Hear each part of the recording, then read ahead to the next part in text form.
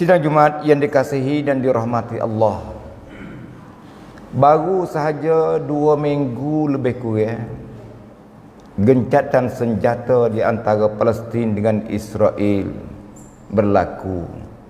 Setelah Israel yang dipimpin oleh Netanyahu dan rakyat-rakyat Israel menimpa kerugian yang cukup besar, sehingga dia terpaksa menunduk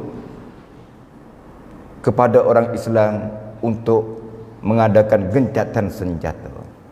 Ini semua adalah dengan pertolongan Allah Subhanahu wa taala. Sidang Jumaat yang dikasihi dan dirahmati Allah, soalannya, kenapakah Baitul Maqdis, Masjidil Aqsa menjadi rebutan antara 3 agama? Agama Islam, agama Yahudi, dan agama Kristian. Kerana ketiga-tiga agama ini masing-masing mempunyai kepercayaan dan pegangan masing-masing terhadap Masjidil Aqsa yang berbeza. Orang Yahudi dan orang Kristian pendapatnya sama, iaitu Baitul Maqdis bagi mereka haikal, menamakan haikal. Baitul Maqdis ini setelah peperangan antara Talut dan Jalut, tentera yang dipimpin oleh Talut kemudian mendapat kemenangan setelah Nabi Daud alaihissalam membunuh Jalut. Dan Nabi Daud bercita-cita untuk membina haikal ataupun Baitul Maqdis, tetapi dihalang oleh Allah. Kemudian datangnya Sulaiman alaihissalam. Nabi Sulaiman dijayakan oleh Allah dapat membina haikal dengan bantuan jin. Berarti Baitul Maqdis ataupun haikal bagi orang Yahudi dan Kristian adalah Nabi Sulaiman lah yang membina. Orang Kristian pun supaya tu juga, dia faham lah tu. Kemudian apabila Baitul Maqdis ataupun haikal Sulaiman ini dapat dikuasai oleh orang Yahudi, maka disitulah Yahudi akan mendapat kemenangan dan kejayaan, dapat memerintah dunia. Ini pegangan dan kepercayaan orang Yahudi. Begitu orang Kristian, sekiranya Baitul Maqdis ini ataupun haikal Sulaiman ini mereka boleh menguasai dan boleh menubuhkan yang baru, maka disitulah mereka akan dapat menguasai dunia. Ini kepercayaan orang Yahudi dan orang Kristian. Sebab itulah mereka berusaha dengan macam-macam cara nak merubuhkan Baitul Maqdis, untuk nak membina semula haikal yang mereka namakan. Tetapi di hari ini orang Yahudi dan orang Kristian masing-masing memperalatkan. Orang Kristian kata biar orang Yahudi usaha boleh daripada tangan orang Islam, kemudian kita serai orang Yahudi, kita boleh menguasai. Orang Yahudi pula yang memperalatkan orang Kristian.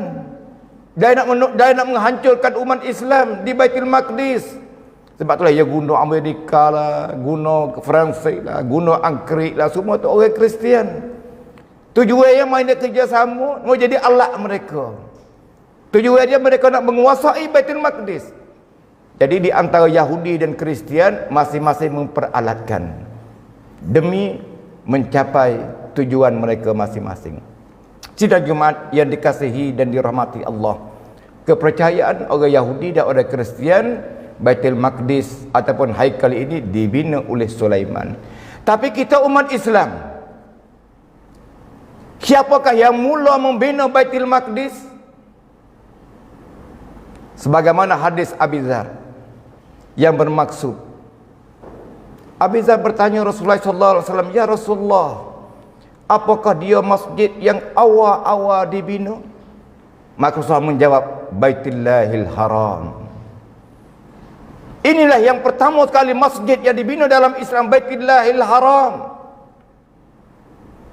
Kemudian Abu Dzar bertanya lagi, kemudian Masjid apa pula lepas pada itu? Yang kedua, maka Rasulullah menjawab kata Baitul Maqdis, Masjidil Aqsa. Ini yang kedua. Kemudian Abu Rizal bertanya lagi, berapakah lama jarak antara Masjidil Haram dengan Masjidil Aqsa? Nabi menjawab 40 tahun. Setelah dibina Baitullahil Haram, duk 40 tahun, barulah terbinanya ataupun membina pula Masjidil Aqsa ataupun Baitul Maqdis. Maka di sana banyak dalam ayat Al-Quran Karim dan hadis Nabi yang membina Masjid Al-Haram, Baitullahil Haram ialah Adam alaihi salam. Adam alaihi salam ialah orang yang pertama membina Baitullahil Haram. Kemudian dia berjalan, lepas pada itu 40 tahun sampai ke Palestin, Nabi Adam alaihi membina pula Baitul Maqdis. Dalam sejarah, bentuk Baitullah dengan bentuk Masjidil Aqsa pada masa itu sama. Supaya kerana mula-mula ada nak tak tahu nak buat mana.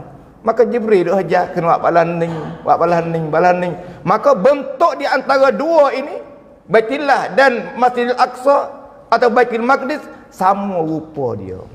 Maka inilah kepercayaan umat Islam, Nabi Adam orang yang mula-mula sekali. Tapi bagi orang yang mempercayai kata Nabi Sulaiman yang membina apa ni Baitul Maqdis, dan ada juga yang mengatakan Nabi Ibrahim yang membina Baitullah. Kalau tengok pada hadis ni tak betul. Kalau Ibrahim membina Baitullah, Nabi Sulaiman membina Baitul Maqdis, jarak masa antara Nabi Ibrahim dan Sulaiman ialah 750 tahun, bukan 40 tahun. Dan hadis sahih jelas Nabi kata antara Masjidil Haram dan Baitul Maqdis 40 tahun saja berbeza. Maka kalau kata Nabi Ibrahim membina Masjidil Haram dan Sulaiman membina Baitul Maqdis, tak betul, kerana jarak masa antara Nabi Ibrahim dan Sulaiman 750 tahun, bukan 40 tahun. Sidang Jumaat yang dikasihi dan dirahmati Allah Subhanahu wa taala sekalian. Kesimpulannya, dalam Al-Quran dalam surah Al-Baqarah ayat 128 menyatakan Ibrahim memang membina Baitullahil Haram. Tapi ulama menafsirkan bahawa Nabi Ibrahim membina Masjidil Haram ataupun Baitullahil Haram iaitu setelah Baitullah runtuh yang dibina awalnya oleh Adam alaihi salam. Begitu juga Baitul Maqdis, runtuhnya Baitul Maqdis yang awal-awal dibinakan oleh Adam, maka Sulaimanlah yang memperbaharuinya binaannya. Setelah banjir taufan besar semasa Nabi Nuh alaihi salam. Semasa Nabi Nuh taufan yang cukup besar, maka runtuhlah Baitullahil Haram dan runtuhlah Baitul Maqdis yang kedua-dua ini dibinakan oleh Adam alaihi salam. Kemudian Ibrahim memperbaharui Baitullah dan Sulaiman memperbaharui Baitul Maqdis. Berarti orang-orang Yahudi yang mendakwakan Baitul Maqdis dibina oleh Sulaiman, begitu orang Kristian yang mendakwakan Baitul Maqdis dibinakan oleh Sulaiman, ini adalah palsu. Bahkan Nabi Sulaiman memperbaharui akan Baitul Maqdis yang telah dibinakan oleh Adam alaihi salam. Sidang Jumaat yang dikasihi dan dirahmati Allah, Palestin menjadi rebutan bagi umat Islam dan orang Yahudi dan orang Kristian. Baitul Maqdis kiblat pertama bagi umat Islam. Baitul Maqdis masjid ketiga suci bagi umat Islam selepas daripada Masjidil Haram dan Masjidin Nabawi. Baitul Maqdis ialah tempat Rasulullah berisra dan Mi'raj. Begitu mulianya Baitul Maqdis, begitu agungnya Baitul Maqdis di sisi umat Islam. Sebab itulah umat Islam dia kena membela, menjaga, mengawal Baitul Maqdis daripada mana-mana pencerobohan, terutama orang Yahudi dan orang Kristian. Dan pada masa sekarang orang Yahudilah yang sangat-sangatnya. Sidang Jumaat yang dikasihi dan dirahmati Allah, Kenapa kau orang Yahudi masuk hidup di Israel, di Palestin, sehingga dia menamakan negeri Israel? Orang Yahudi tidak ada negara, tak ada tempat nak duduk. Duduk ke Jerman, duduk ke Angkrik, duduk rata-rata. Ke Arab pun ada juga. Orang Yahudi ke Madinah semasa Nabi dibangkitkan, duduk rata-rata tempat. Tapi di mana saja ada orang Yahudi, di situlah kerusakan berlaku, kerana mereka melakukan kerusakan dan kefasadan di atas muka bumi. Ini perangai orang Yahudi. Semasa Hitler memerintah Jerman, Hitler benci sungguh pada orang Yahudi, karut dan jahat. Dia menindas orang Kristian. Kerana orang Yahudi menguasai tapuk-tapuk ekonomi. Harta-harta dunia dikuasai oleh orang Yahudi. Di barat pun serupa, maka mereka mengenakan dok biar, rebo kepada orang yang nak beretai duit daripada bank negara. Orang Yahudi tak beretai, orang Kristian juga tak beretai. Payah mahal bunga, sehingga menderita orang Kristian sedih, nak marah kepada orang Yahudi kerana menindas di segi ekonomi. Mari Hitler, yang orang dia kata ganas dan pemimpin yang jahat, dia bunuh orang Yahudi. Dia bunuh orang Yahudi sampai kena juta orang. Hitler menulis, sampai di hari ini ada lagi tulisan Hitler, aku mampu nak membunuh semua orang Yahudi, sehingga tidak ada seorang pun di atas permukaan bumi ini, tapi sengaja aku meninggalkan sebahagian daripada mereka untuk memberi jawapan kenapa aku membunuh orang Yahudi. Dia taruh bakar. Hitler taruh bakar, nak orang kemudian pakat tengok, buat apa pula Hitler bunuh orang Yahudi? Dia nak royak tak leda kerana dia mati. Maka di hari ini orang nampak, oh sahabat Hitler bunuh pun jahat orang Yahudi. Inilah orang panggil kata cara Hitler dia taruh buat bakar, orang pakat tengok. Nah, jadi dia tak kena royak dah. Maka orang pakat tengok Yahudi, terjawablah, oh jahat sungguh orang Yahudi, sebab pun orang pandai Hitler membunuh. Sidang Jumaat yang dikasihi dan dirahmati Allah, selepas daripada Hitler membunuh sampai kena juta orang Yahudi, disitulah yang mencari tempat nak hidup di mana. Nak hidup di mana? Nah, berkata sekitar tahun 1888. Dan usaha cari tempat. Dia ingatlah kepada tempat Palestin. Hak dia, asal cita-cita lama dah nak kulit kepada Palestin dah. Hak dia mengaku lama dah. Maka pergi sebagai orang pengemis. Pergi dalam betul orang minta sedekah, pengemis. Susah. Tak tahu nak duduk di mana. Tapi kacau nak boleh duduk juga kan, di lain tak boleh duduk orang Yahudi, orang Kristian nak bunuh. Kemudian pada tahun 1917 berakhirnya peperangan dunia kedua. Sebelum daripada ini, kerajaan Utsmaniyah yang memerintah dunia pada masa itu, sehingga Palestin dan negara-negara Arab di bawah kerajaan Utsmaniyah yang berpusat di Turki. Tapi apabila berlakunya peperangan dunia yang kedua dan kekalahan melanda ke atas kerajaan Utsmaniyah Turki, hasil daripada perpecahan dalam kerajaan Utsmaniyah yang dimainkan oleh Mustafa Kemal Atatürk, maka kerajaan Utsmaniyah menjadi lemah, maka kalah. Apabila kalah, berarti Palestin yang dikuasai oleh Utsmaniyah habis. Negara-negara Arab lain yang dikuasai oleh Utsmaniyah habis. Maka siapa yang akan menguasai pula Palestin selepas daripada khilafah Utsmaniyah? Bangsa-bangsa bersatu pada masa itu, pada yang nama lain. Bangsa bersatu, mari United Nations, mari belakang dulu yang nama lain, tapi hak tuluh lah. Bangsa-bangsa bersatu buat keputusan serah kepada negeri Angkrik, serah kepada Inggeris untuk nak menguasai Palestin, dan dialah yang nak bahagi, nak cara nak mengetah Palestin malah mana serah kepada Inggeris. Maka Inggeris pun beri hak lah kepada orang Yahudi untuk bertakluk di bumi Palestin. Perjanjian Balfour yang dibuatkan oleh Angkrik memberi keistimewaan kepada orang Yahudi untuk bertapak di bumi Palestin. Disitulah mulanya orang Islam menderita. Ia boleh bertapak dengan bebas dengan undang-undang bangsa-bangsa bersatu yang dipimpin oleh orang negara Inggris pada masa itu. Maka akhirnya dia serai, dia buat seksa, buat nyanyi kepada orang Islam, sehingga sampai ke 700,000 keluarga orang Islam di Palestin kena keluar daripada bumi Palestin, diserang oleh orang-orang Yahudi.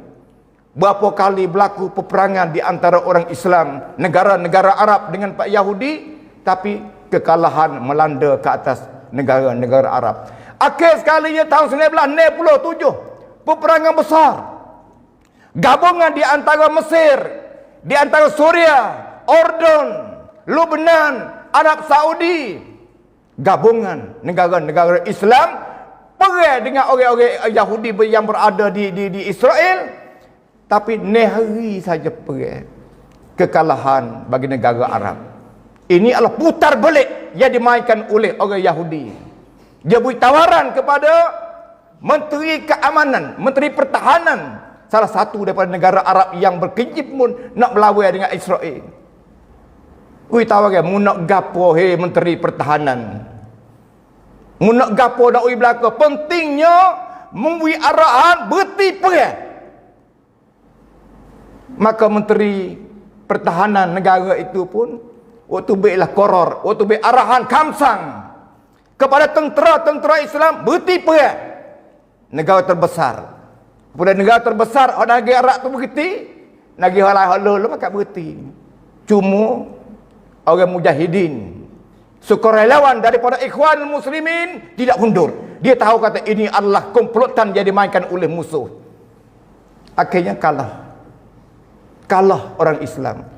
Kau teruk lepas dia buat macam-macam, dia buat macam-macam, dia serang. Akhirnya pada 11 bulan Persepakung baru ni, di hujung-hujung bulan Ramadan, berlaku pula serangan ke atas orang-orang Islam yang berada di Baitul Maqdis. Berpunca daripada itu, iaitu orang-orang Yahudi nak ramak orang Islam yang berada di kota Syekhul Jarrah dalam kawasan Jerusalem. 50 keluarga orang Islam yang duduk di rumah dia, di bumi dia. Tapi orang Yahudi nak peramak suruh tubik daripada rumah, nak orang Yahudi pergi duduk. Kejam dan jahatnya, buruknya kelakuan yang dilakukan oleh orang Yahudi terhadap umat Islam. Maka orang Islam tak rela, orang Islam tak jam. Bagaimana nak rela rumah kita, kampung halaman kita, apatah lagi orang Yahudi pula nak mari duduk tempat kita? Tak rela. Bukan sekadar tuai rumah yang berada di Syekhul Jarrah yang tidak reda, bahkan umat Islam yang berada di Palestin, di Gaza, di Baitul Maqdis juga tidak reda, menunjuk perasaan tidak reda. Maka akhirnya berlaku macam-macam lah. Mari serai Baitul Maqdis, orang-orang Islam duk beraktikaf, duk bersolat di Baitul Maqdis pada bulan Ramadan. Kemudian berlakulah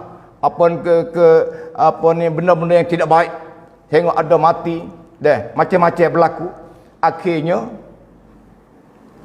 mujahidin yang berada di Gaza yang dipimpin oleh parti Hamas, Harakah Al-Qawamah Al-Islamiyah yang berada di Gaza, dan parti-parti lain lagi, banyak parti, hatta soruh pergi kepada Yerusalem.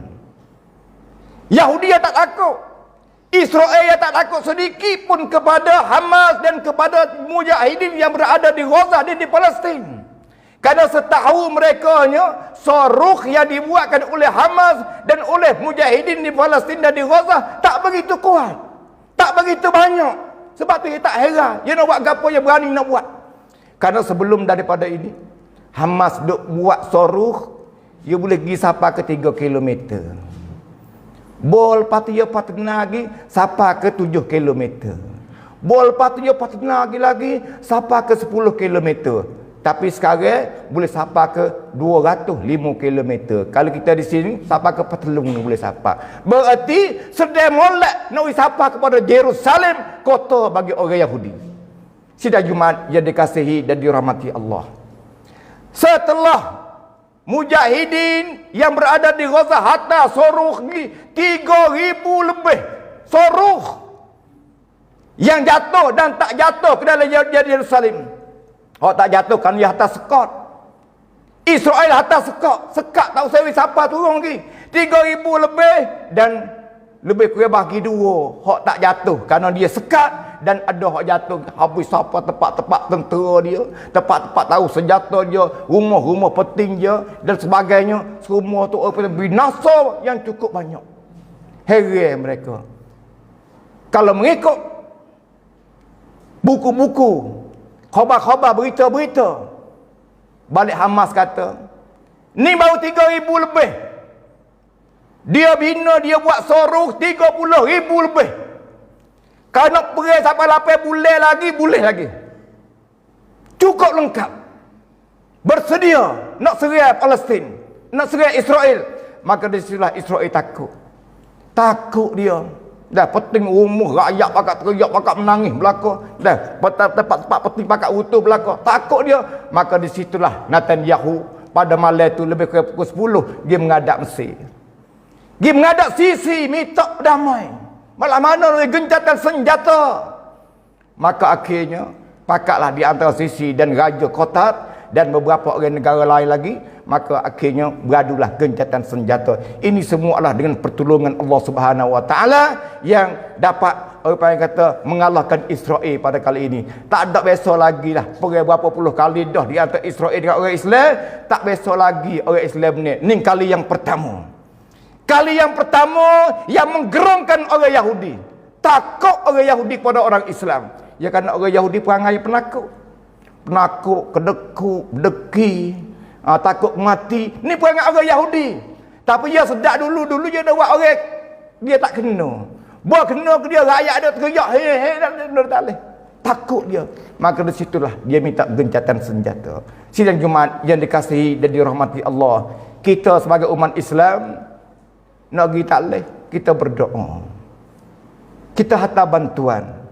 Itu saja kita mampu. Berdoa kepada Allah Subhanahu Wa Taala dan kita hantar bantuan. Mudah-mudahan mujahidin yang berada di Palestin dibantu dan dijaga dan ditolong oleh Allah Subhanahu Wa Taala dan mampu mempertahankan serangan buruk yang dilakukan oleh orang-orang Yahudi. Wallahu a'lam. Fa ya ibadallah, usikum wa iyaya bitaqwallahi wa ta'atihi la'allakum tuflihun. Wahai sekalian hamba Allah, saya berwasiat pada diri saya sendiri dan kepada sidang jemaat sekalian, sama-samalah kita bertakwa kepada Allah. Sama-samalah kita mentaati Allah agar kita termasuk dalam golongan manusia yang berjaya di dunia dan di akhirat. Sidang jemaat yang dikasihi Allah, ulama jumhur beri petua semenjak daripada dulu lagi, termasuk Syekh bin Baz, Mudi Darul Ifta, Mamlakah Al-Arabiyah Saudiyah, memberi petua jihad di Palestin adalah wajib. Wajib. Tak ada syak, wajib untuk nak mempertahankan Al-Qudus. Tapi mari belakang-belakang ni tahun ni mula ada ulama yang peling-peling di Mesir pun serupa, di Saudi pun serupa, yang beri petua karut-karut yang bukan-bukan. Petua dia bukan jihad Islam di Palestin, bukan jihad Islam nak mempertahankan Al-Qudus. Siapa yang mati dalam peperangan dengan orang Yahudi di Palestin bukan mati syahid. Sebab itu hai orang Islam, musrahlah Baitul Maqdis kepada orang Yahudi, keluar daripada Baitul Maqdis. Petua setengah daripada ulama. Tengok dalam YouTube, tengok dalam klip. Dari Mesir pun banyak, Saudi pun ramai. Ini muskilah. Tak kena kepada pejuang, tak kena kepada mujahidin, hingga sanggup memberi petua yang bukan-bukan. Demonia tak kena kepada Ikhwanul Muslimin. Dia tak kena kepada Hamas. Hamas ni orang kenal belaka, iaitu satu gerakan yang kuat di Israel, di Palestin adalah daripada Jemaah Al-Ikhwanul Muslimin. gerakan yang tidak puas hati dengan gerakan Hamas, maka ia sanggup mengeluarkan fatwa kata jihad di Palestin bukan jihad Islam. Sedangkan dulu-dulu lagi berapa orang ulama yang masyhur termasuk Syekh bin Baz yang memberi fatwa wajib. Inilah keadaan kita umat Islam pada hari ini. Bukan sekadar kita tidak boleh nak menyatukan ummah, bahkan ada lagi dari kalangan orang yang reti dah beri fatwa mengikut perasaan, mengikut hawa nafsu yang ada daripada mereka itu. Oleh itu sidang Jumaat yang dikasihi dan dirahmati Allah, apabila kita kenal sungguh dah Baitul Maqdis dari mana sejarah dianya, betul ke tak betul orang Yahudi duk mengaku. Kalau kita dengar berita-berita lain di hari ini, kalau kita dengar berita-berita lain pada hari ini, berita yang bukan daripada berita Islam yang sebenar, banyak orang duk percaya kata, oh bukan Yahudi karuk, hak dia sungguh Baitul Maqdis, hak dia sungguh Masjidil Aqsa, Sulaiman yang membina. Maka nak menuntut Baitul Maqdis hak orang Yahudi, tak kena orang Islam duk jaga, tak kena orang Islam duk takwi. Ini berita yang bukan daripada Islam, mengeluarkan berita palsu sehingga dunia orang panggil kata, nampak kata orang Yahudi, tak salah kan, tempat dia, rumah dia sungguh, tok dia yang membina Baitul Maqdis. Maka pada hari ini alhamdulillah kita telah kenal, kita telah tahu siapakah yang membina Baitul Maqdis yang sebenarnya, dan apakah cerita hakikat yang sebenarnya yang berlaku peperangan di antara orang Islam dan orang Yahudi di Palestin. Innallaha wa malaikatahu yusholluna 'alan nabi ya ayyuhalladzina amanu shallu 'alaihi wa sallimu taslima. Allahumma shalli wa sallim ala nabiyyina Muhammad wa ala alihi wa sahbihi ajma'in.